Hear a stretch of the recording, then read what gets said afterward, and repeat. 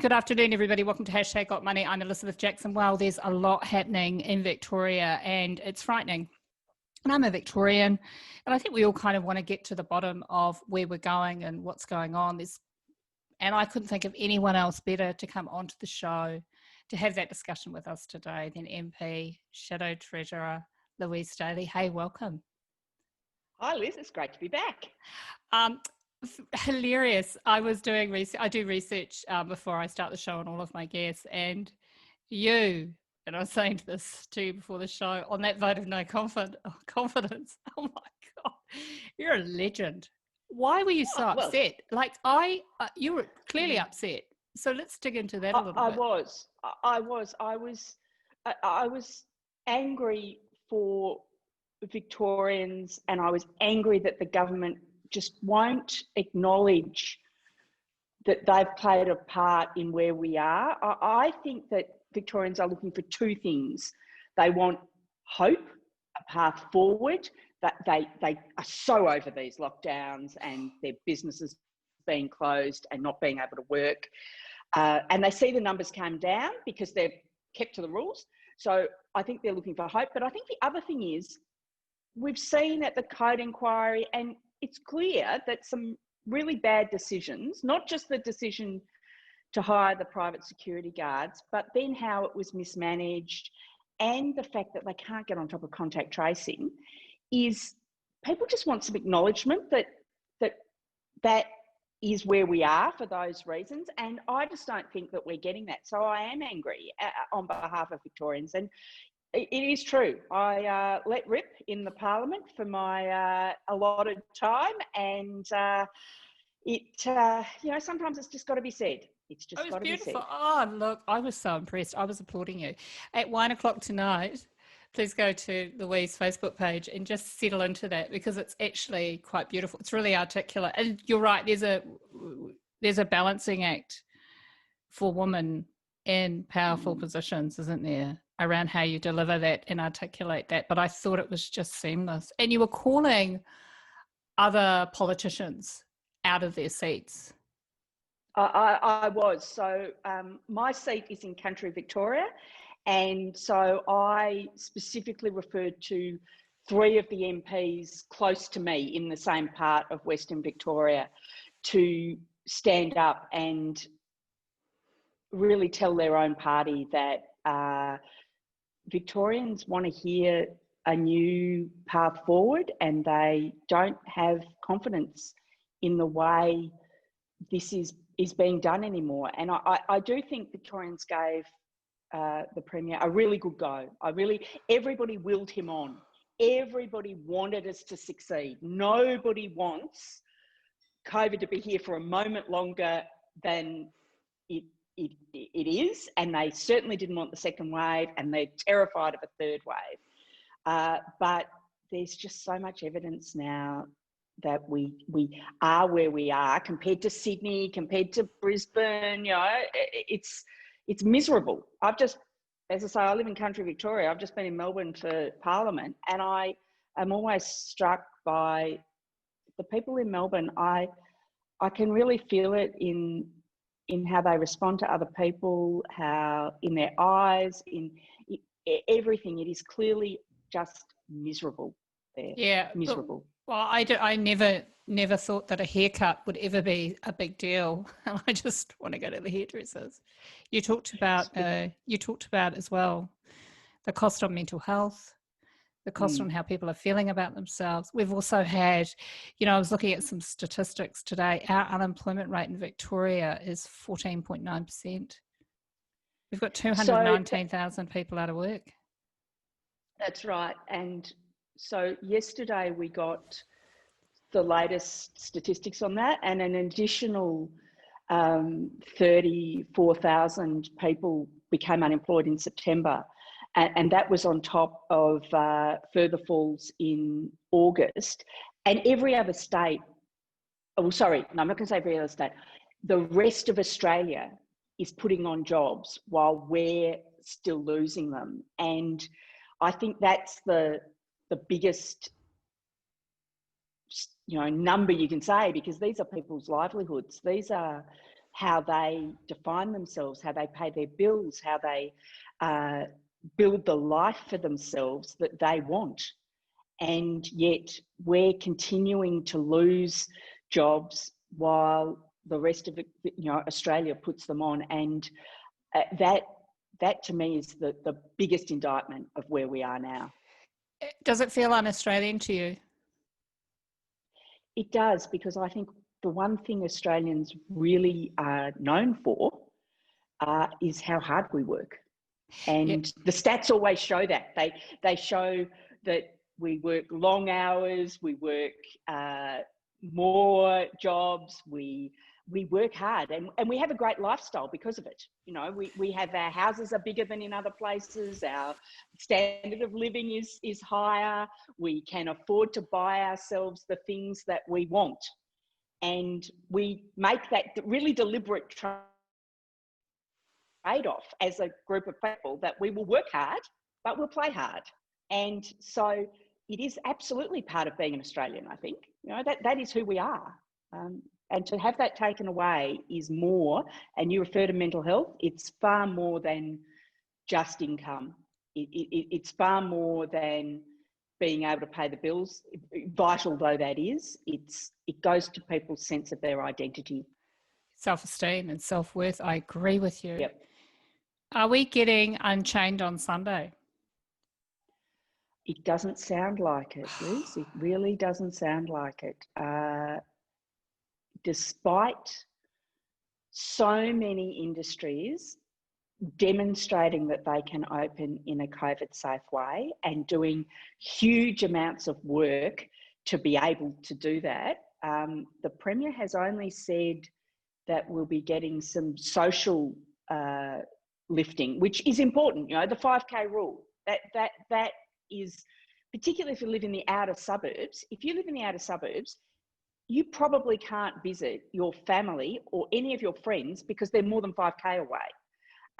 It's a bit different if you live right in the inner suburbs. 5K is, it gives you some more options, but I'm not surprised that that's the one that everybody wants lifted, and particularly since the health authorities have said that it's not the one sort of creating, it's not necessary on an epidemiological basis. So I really hope that one goes, but I'd be hoping that all retail reopened. I'd really be hoping that Melbourne could go to where country Victoria is now, at least, but it doesn't sound that you will be able to. And every week that small business in particular stays closed adds to the number of small businesses who will never reopen. But, small business traditionally is undercapitalised. I think we talked about this last time. It just doesn't have the resources to continue to go with no income coming in for months on end. It's a tragedy. The Treasurer was asked the other day in state government around how we're going to pay this back, and he declined a question around taxes. Do you think our taxes are going to increase as Victorians? They have increased in every budget that he has brought down. There's been both tax increases and new taxes. As you referred to in the Parliament, I asked him during the week directly, are you going to put up taxes and put in new taxes? And he refused to answer. Now, I would have thought that was a really easy question. It's not a question, are you going to fund this thing, or are you going to make this change, or whatever. It's really simple. Are Victorians going to get tax relief or not? No answer. So essentially, they want us to pay for the mess that we're currently in. If they increase it, they're going to, because what is it, $46 billion worth of debt Victoria's in right now? We're currently at 44.3, up from 22.4 at June last year. So, I mean, nearly doubled in a year. And the Treasurer would like everybody to believe that that was because of COVID. And some of it is because of COVID. But of the $21.9 billion increase in debt, 16 billion of it happened before COVID. So, 2/3 of it happened before COVID struck. So, I mean, yes, they want to say it's all COVID, but it's not. It's not. It's because their projects are not coming in on time and budget. And of course, that's why you get your tax increases. And so I've said very clearly, this budget cannot have new taxes or tax increases. Victorians, particularly Victorian business, cannot afford to pay this. They just can't. They're cooked. Yeah. They're really cooked. Everybody I'm speaking to, there was, I mean, remember the last time I interviewed you and we were all really optimistic. Even you graciously kind of said, look, this is a pandemic. This is about life. You were right on board. And I really admired that. And I actually interviewed one of the senators and she said the same thing. Everybody, we understand life first. We're getting on, we're going to spend this money to protect life. But the narrative's changed down here in Victoria considerably just by the announcement with the recent lockdown. Do you think Daniel Andrews' political career is over as a consequence of the security guard debacle? Look, I always say when I'm asked this sort of question that I'm a participant in politics. I'm not a commentator. Okay, good. And so it's not original, I may add. John Howard used to say it, and Love it. I think he is right. I think he's right because I'm here putting the case for where their actions are not right and where we would do something differently. People's political futures, all of the politics, that'll play out, and I don't talk about that. Fair play. Yeah. To your core point, though, I think, though, last time I was on, we were far more optimistic. And the other thing that's happened since then is, of course, the federal government has brought down its budget. And in a lot of ways, it's an extraordinary budget. The debt is going to almost $1 trillion and there's an enormous budget deficit. But what that tells me is that when Liberals need to spend money and take on debt, we'll do it. We're not scared of debt and we're not scared of running a deficit when that's what it takes to pull Australia out of the catastrophic situation we've found ourselves in. But if you look at how they're spending it, it is really about kickstarting the economy, putting money in people's pockets to spend and money in businesses' pockets, so that there's a whole lot of provisions around depreciation, accelerated depreciation, write-offs, all that sort of thing.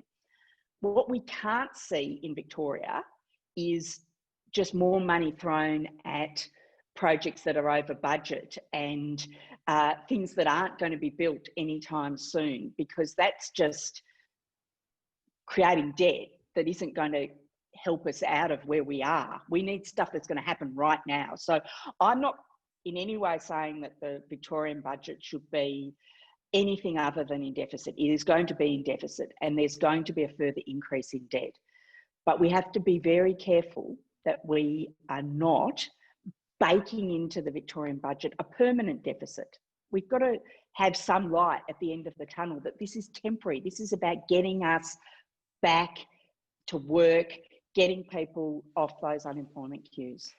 So let's go to that. Let's talk about the budget. There's, I interviewed Sally McManus. Very, very cleverly, we were talking about infrastructure spending. And I said to her, look, it feels to me like it's a very masculine response to a situation where really fat women have been impacted. And she said, yes, you cannot create a blue collar solution in a pink collar problem with a pink collar problem. Really profound statement. A lot of us, particularly everybody that I speak to within my circle, really feels that there's been a failure on addressing the female unemployment, particularly from 40 over. I mean, when you come up with a youth budget, I've got the numbers here, $4 billion for youth subsidies. While lovely seems like a blue collar answer for a pink collar crop. We've got 267,000 people in the accommodation and food retail sector. That's female. Yep. We've got retail and trade, 100,000. We've got arts and recreation, 97,000. These are all female driven industries, but there's no money for us. How did that fall through the crack? So in terms of the federal budget, I'd say a couple of things. I think the first thing is that what we've seen in previous recessions, and it's true in this one as well, that young people lose their jobs first and they find them hardest to get it back. So, and we have seen that. And so targeting young people, I think, makes sense. Where you go exactly to the right point on the female workforce issue is, of course, you're looking in, and I know about Victoria more than I know, the whole stats around thing, but the numbers are the same in that female dominated industries, hospitality, culture, hairdressing, beauty services, all those things.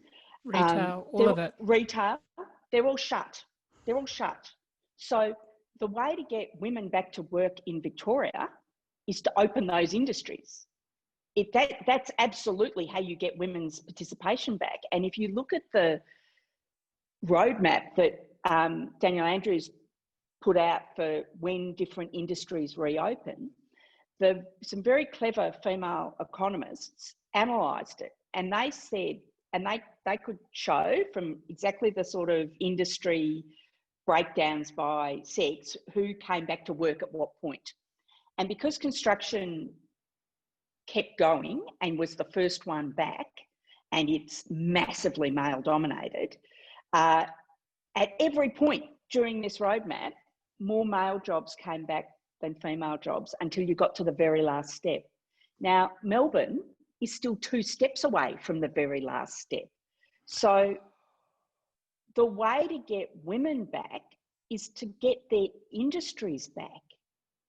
Like women have every right to choose how and where they want to work. And if they want to work in arts and culture or retail or hospitality, then they should be able to work there. They shouldn't be, we'll go and get a job in construction, because that's the only narrative. Wants to work in construction. Yeah. But also the other side of that too, Louise, it kind of felt like, you can't want to create 1 million jobs but not provide any money towards childcare. You just can't do that. It's like, we want girls to get work, but you are going to have to pay all of that money that you earn, which is in a lower income sector, to the childcare person that's taking care of your baby. And it just feels like, I know women that are like, you know what, by the time I finish paying my childcare, it's pointless going to work. Mm. So there's been a letdown there, don't you think? I think my understanding is the federal budget does make some changes to childcare that make it easier at lower income levels to access more support. But I am certainly in the camp that says childcare is a productivity, part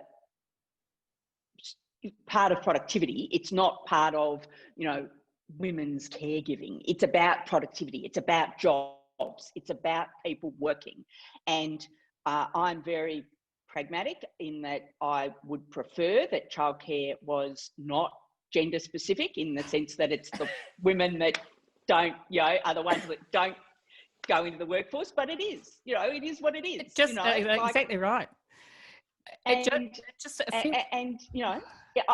Part of me, it would be great if we somehow came up with some policy that made every dual income household that had a man in it have to pay the childcare, and just see what happened then. But I love that. I love that, because there's this real, you're a bit of an activist too. So I can see you at the front line on that all day long. Yeah, you're right. As soon as the guys start paying, they'll be like, oh, Jesus, I feel like we need to legislate this. Yeah.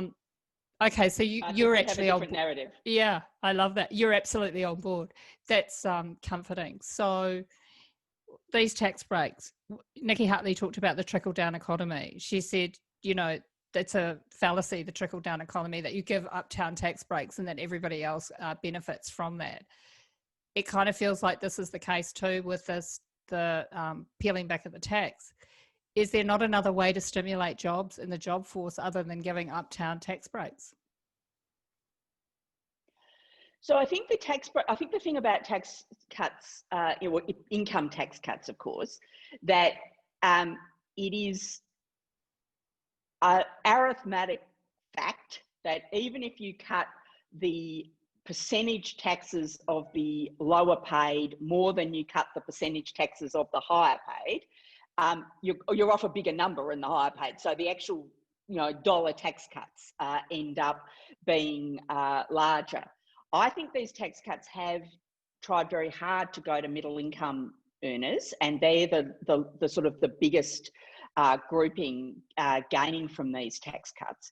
There are, of course, a number of other payments that the government's put in that go straight to aged pensioners, that go in some business, just grants that, so it's not all around tax cuts. I think tax cuts are part of the mix for working people, but as you say, not everybody is in the workforce.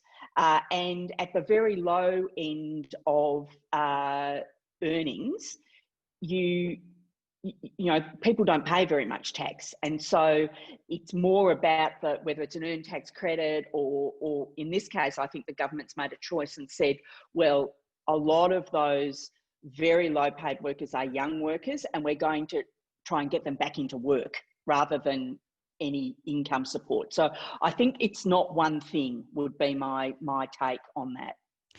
Is there anything that they could have done that was better other than the childcare? Do you think that there's, are you happy with it? Are you satisfied with it? Look, again, I'm not a commentator on the federal government. So I think everybody always has their ideas, and government is about making choices. I think on balance, Josh Frydenberg has got it right. Has he covered off every tick box? And clearly no, but then that's the case with every budget. And I'd say as a opposition, as a shadow treasurer, when Jim Chalmers came out and did his response to the budget, of course he's going to pick the things that he thinks Labor would do differently or that are not there. That is his job and my job. It is part of critiquing what the other guy's done and saying what you do differently. So, look, I think on balance, Josh really got it right. The thing that to me was most encouraging, and this is, I think, a very strange thing for a Liberal, and of course Josh is a Liberal, he recognised, as I recognised, that this is an extraordinary time, and taking the budget into that kind of deficit for a Liberal can't have been easy. But he knew that this is what Australia needs right now, and I think even for that, there's a lot of applause needs to go. It's a real recognition that we are in a bad place economically and we need to be supercharged out of it. Yeah, I worry about the young people. I worry about them because it's their debt, really, isn't it? By the time it comes back round. And I just don't know how they get their heads around that. Thank you for joining me. Thank you for your frankness. It's always delightful. Please, at 1:00, go to Louise's Facebook page. It's just beautiful. You will be barracking for her. You'll get T-shirts printed. Let's do this again real soon. Anything crops up, I want you to give me a ring and say, hey, Elizabeth, game on. To our Joy family that keep the lights on and that are working from the city and that are there day in and day out to make this radio show possible for us, we thank you and we salute you. If you're having a hard time or you need to reach out and discuss anything with any of our guests, please reach out to Got Money. We will be thinking about you and we will be back with you again next week.